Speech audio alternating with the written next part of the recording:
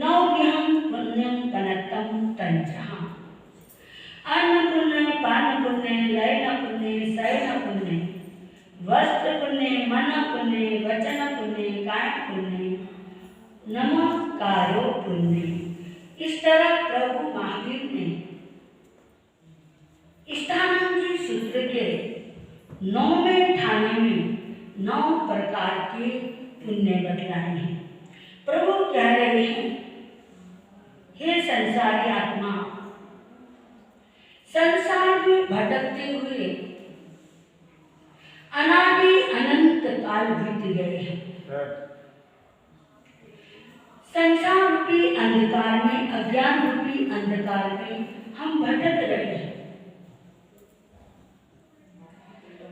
तुम 9 पुण्य का सहारा लोगे, 9 पुण्य उपार्जन करोगे तो तुम संसार सागर से तर जाओगे, तुम्हारी नैया पार हो जाएगी संसार सागर से।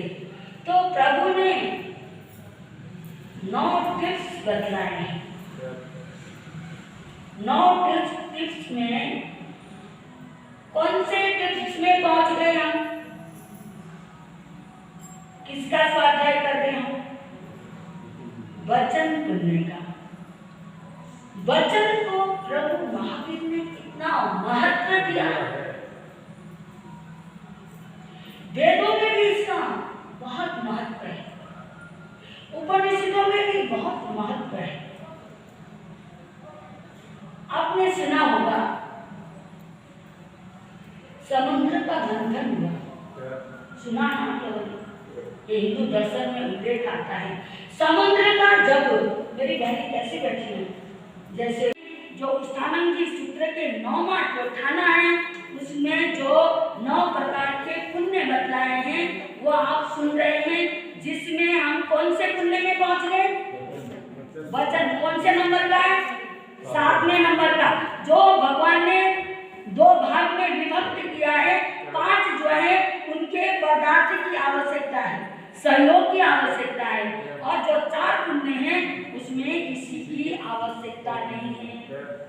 उसमें मन और वचन की चर्चा आपके सामने चल रही है, जिसमें एक उल्लेख आता है, भागवत में आता है।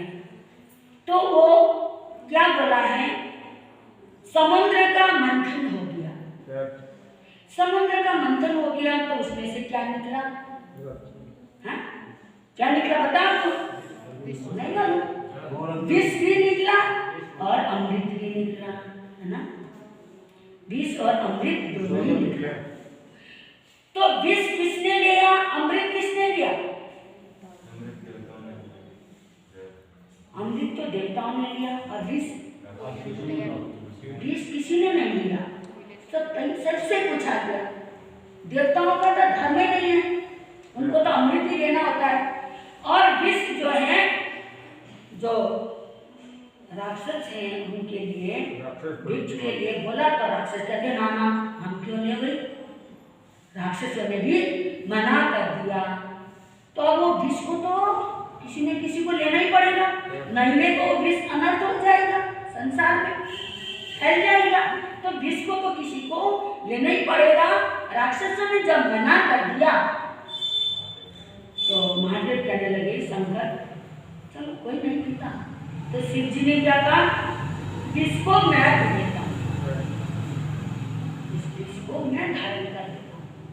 तो उन्होंने पी लिया, तभी इनको नीलकंठ भी बोलते हैं ना। उनका कंठ जो है विष में जला दिया था, इतना भयंकर विष। उस विष को देवों ने माने नहीं, कहने लगे हमको तो हमारा अधिकार किस पर है, अमृत पर, इसलिए हमको तो अमृत ही पीना है। और अचानक ही जो राक्षस लोग हैं उन्होंने मना ही कर दिया, उसको समेटना है। तो उन्होंने कहा कोई बात नहीं, उसको मैं पी लेता हूँ। तो तभी से उनको महादेव कहने लगे। किसको? शिव जी को, शंकर भगवान को, सभी कहने लगे महादेव। जैसे अमृत जो है वो देवताओं पर अधिकार है ना, अमृत का अधिकार देवताओं का है कि देवताओं को ही मिलता है और देवता ही पीते हैं।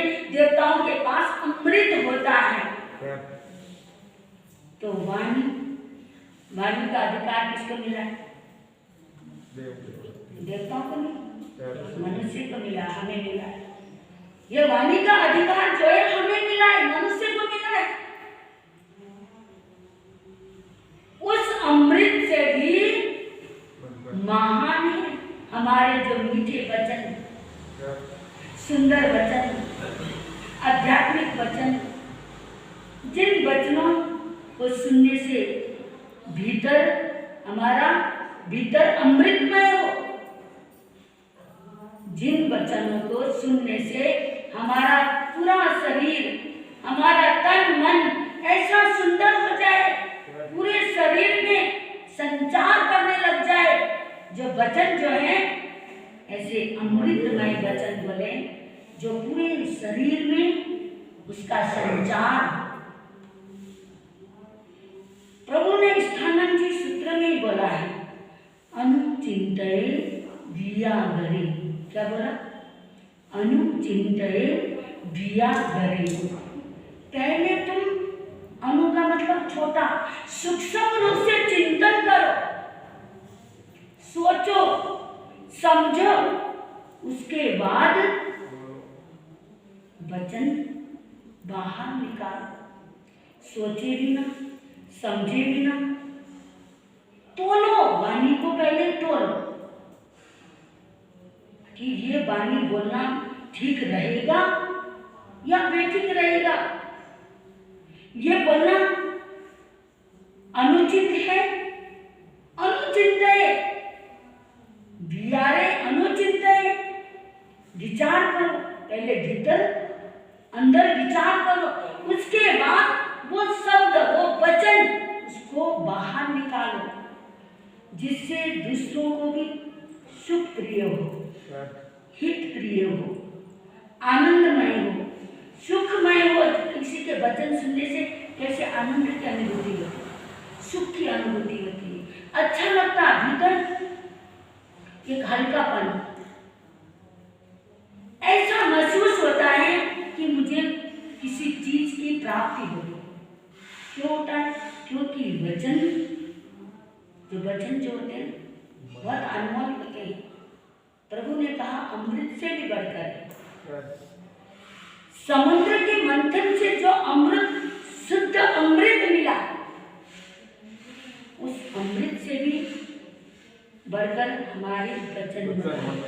तो हमारा ये जीवन जो मिला है, जीवन के संग हमें वाणी, क्योंकि वाणी हर एक को नहीं मिलती, मनुष्य जीवन में भी सबको वाणी थोड़ी मिलती है ना।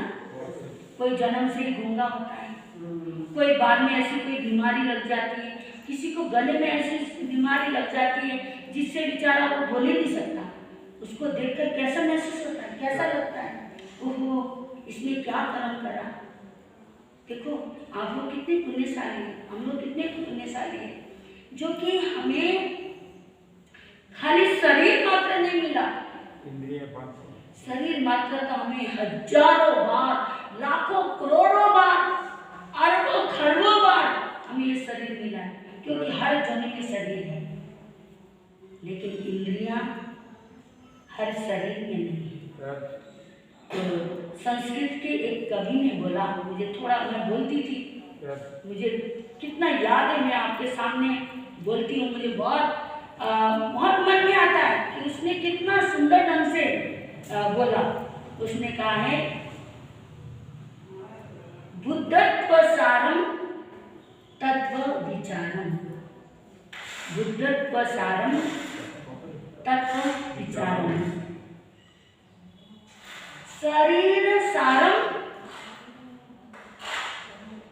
व्रत धारम, शरीर सारम व्रत धारम, अर्थ से सारम किलपात्र दानम,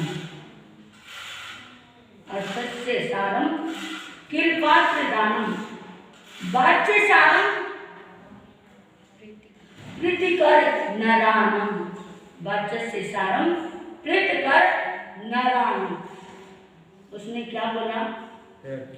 बुद्धिस्त्व सारम तत्व विचारम। यदि परमात्मा ने तुम्हें बुद्धि दी, बुद्धि भी हर को थोड़ी मिलती, बुद्धिवान बुद्धिजीवी सभी थोड़ी होते हैं। यदि परमात्मा ने बुद्धि दी है तो तुम तत्व का क्या करो? चिंतन करो, विचारम तत्व विचारम, तत्व का चिंतन करो। जीव अजीव, पुण्य पाप, आश्रय बंध, संवर, निर्जरा, मोक्ष, ये सब का हमें क्या है? इन तत्वों का हमें क्या होना चाहिए? बोध होना चाहिए कि 9 तत्वों में पूरा संसार है, पूरा शास्त्र का सार है। आज हमें ये भी नहीं पता, पाप और पुण्य का हमें भान नहीं, रटने से थोड़ी होता है, चिंतन तो नहीं है ना हमारे पास। पुण्य पाप आश्रय बंधन निंद्रा मोक्ष ये सब हमें रटे हुए।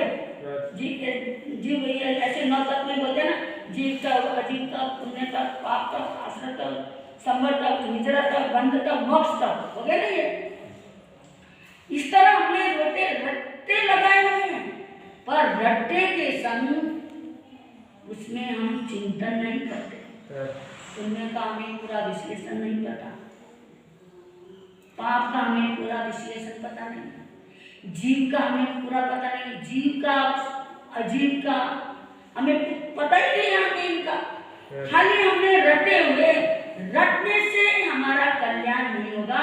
पहले इसको हमने पढ़ लिया, उसके बाद फिर चिंतन कर लिया, चिंतन करके फिर उसके अनुसार हम चलेंगे तो हमारा कल्याण होगा।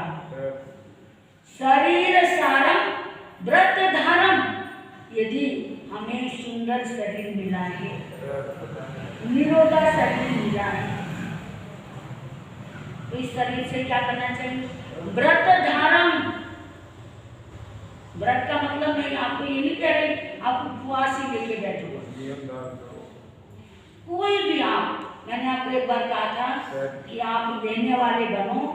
12 व्रत मैं आपको ऐसे तरीके से दूंगी, क्योंकि आप लोग तो डरते हो, बाप रे 12 व्रत, देखने में तो आपके हमसे भी ज्यादा है, कितने ज्यादा है? अरे 12 व्रत साधुओं के अच्छे, इनको तो 5 ही है ना, और संतों के तो कितने? 5 ही, और आपके 12, इतने सारे व्रत। और यदि आप उसको आभार रखते, क्योंकि आपके व्रतों में मर्यादा है, हमारे व्रतों में, हमारे माँ है महाव्रत बोले, आपके व्रत बोले, आपके में मर्यादाएं हैं, हमारे में नहीं। इसका उदाहरण देती हूँ, जैसे सोना है, आपके पास सोना है, चाहे कान के है चाहे गले के, उस सोने से आपका मन भर गया, कान के पहन के या कड़े पहन के, है ना, या कुंडल पहन के, या जो भी आपके पास सोने की चीजें, आपका मन कर गया कि नहीं मुझको तो ये पहनना, अब इससे मन भर गया, तो आप बना सकते हो ना दूसरी चीज बना सकते हो, है ना। और एक है मोती जो है, आप सोचो मोती के अंगूठी पहन ले, मोती के टॉप्स पहन ले, है ना, मोती के गले का हार पहन ले, या वो मोती टूट गए, या मोती की माला टूट गई, या कान के पहन के आपका मन भर गया, तो आप सोचे ये मोती को तोड़ के कोई नई चीज बना सकते हो आप? नहीं। या बड़ा मोती है, छोटी मोती के बनाए, ऐसा नहीं कर सकते। मोती एक बार टूटने के बाद उसी रूप में वो चीज वही रूप में नहीं बन सकती, पर सोना जो है उस सोने से आप बहुत सारी चीजें, आपको जो पसंद है, आपको जो अच्छा लगे, आप अंगूठी बना सकते हो, टप्स बना सकते हो, नाक के बना सकते हो, कान के बना सकते हो, छोटे बना सकते हो, बड़े बना सकते हो, कुछ भी क्या कर सकते हो। हाँ, तो आपके जो व्रत है वो किसके तरह है? सोने के तरह है, और हमारे महाव्रत जो हैं वो किसके तरह है? मोती के तरह है। तो उसने कहा कि मनुष्य का सार किसे कहते हैं? उसका जो निचोड़ है, उसका जो रस है, आपके भीतर रस है, रसायन है, शक्ति है, ऊर्जा है, वो ऊर्जा का आपका सहारा है। तो आपको क्या ये शरीर मिला है, यानी मनुष्य का देह मिला है। देह से सार, इस देह का फल, इस शरीर का सार यदि हमको निकालना है तो क्या करना है? व्रत करना, कोई भी व्रत करना। वैसे पंजाब में उपवास को भी व्रत ही बोलते हैं, उधर की परंपरा।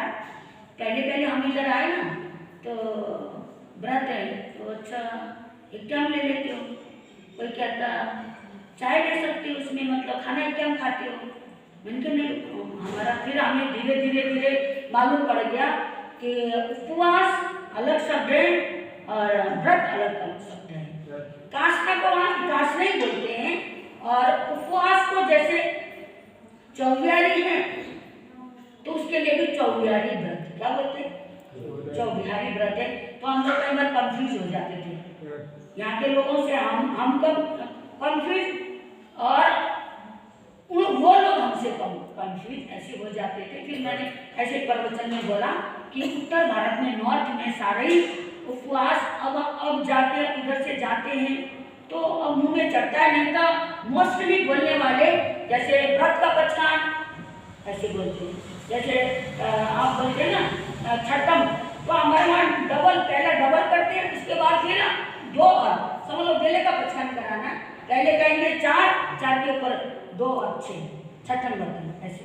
फिर 8 का भी मतलब जैसे केले का करना है तो 8वां बर्तन हो गया वो, तो पहले 6 बोलेंगे, फिर पहले दुगना करना, ऐसा बोलते हैं। इससे डबल होता है, मतलब फल उसका बढ़ता ही जाता है। तो इस तरह तो आप परंपरा के अनुकूल भी होता है, या जिधर के जहाँ साधु संत विचरण करता है शुरू से वहाँ के जो बड़े हैं, उपाध्याय हैं, आचार्य हैं, वो परंपरा जैसी बनाते हैं वो वैसे ही तरीके से करते हैं। तो जीवन में व्रत धारण करना अति आवश्यक है। समझ लो आपने कोई नियम ले लिया, वो भी तो क्या व्रत ही तो। आपने कोई नियम ले लिया तो आप समझ लो आपने व्रत लिया। वेदों में कोई छोटा नियम लेते हैं ना, तो वेदों में उल्लेख आता है उसने व्रत लिया, आपने कोई भी नियम लिया। तो जीवन में आपसे उपवास नहीं होता है ना, आपसे व्रत नहीं होता, तो आप कोई ना कोई क्या कर सकते हो? हाँ, तो नियम में बनना बहुत जरूरी है। यदि हमें ये मनुष्य का देह मिला है, मनुष्य का शरीर मिला है, तो इसका सार जो है हमें व्रत धारण करना चाहिए। अर्थस्य सारम किल पात्र दानम, उन्होंने कहा यदि व्यक्ति के पास अर्थ है, अर्थ को तो जानते हो आप, है ना, धन है, लक्ष्मी है, आपके पास पैसा है, तो किल पात्र दानम, किल किसको बोलते हैं? जरूरतमंद, जिसको धन की अति आवश्यक है, उसको धन के बिना कुछ चल नहीं रहा, उसके पास इनकम नहीं है, गुजारा नहीं हो पा रहा है, वो जरूरतमंद है एकदम ही। क्योंकि पैसा तो आवश्यकता की चीज है, पैसे तो हर एक को चाहिए, पैसे के बिना तो व्यक्ति चल ही नहीं सकता। जहाँ चलने के लिए दहली से कदम बाहर रख लिया तो वहाँ पैसे चाहिए। लेकिन जिसकी अर्थव्यवस्था एकदम अस्त व्यस्त है, उसको एकदम जरूरत है, तो यदि मनुष्य के पास दौलत है, लक्ष्मी है, तो वो जरूरतमंद को क्या करे? उपयोग में ले, उसको दान दे, तो किल पात्र दान। वाचस्य सारम प्रीतिकर नरानम, यदि प्रभु ने तुम्हें वचन दिया है, इस वचन का सार क्या है? प्रेम करना, प्रेम भरे शब्द निकालना। वचन जो है हमारे प्रेम से भरे हुए हो, करुणा से भरे हुए हो, मैत्री से पूरा लबालब भरे हुए हो, उसके भीतर करुणा दया हो, शब्दों में प्रेम हो, करुणा हो, दया हो, मैत्री से भरा हो। वचन कैसे हो हमारे? बोले तो जैसे सुनते ही जाए, बोले तो ऐसा महसूस हो कि ये बोलता जाए। प्रभु ने वाणी के 8 गुण बतलाए हैं। कितने? 8 गुण। तो मैं चालू करूं, क्या करूं आपका? वाणी के 8 गुण ये मना कर रहे, यदि आप में बैठने की क्षमता है, मैं तो थोड़ी जानी तो भी बोल दूंगी। ये मना कर रहे हैं, बोलो भाइयों, बोलो। मेरे को तो सुविधा है, मैं अपना बेड बांध के अपनी व्यवस्था करके आई।